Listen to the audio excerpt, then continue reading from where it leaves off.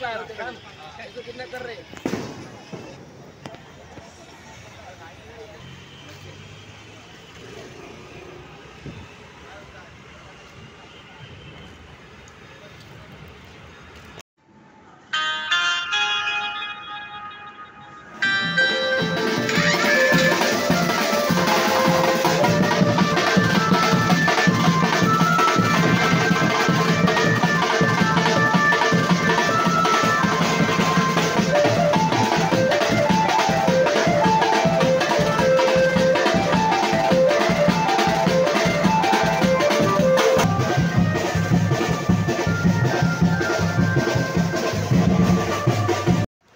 तर काय ना, फायनली 1.5 दिवसाचे गणपती विसर्जन झालेत.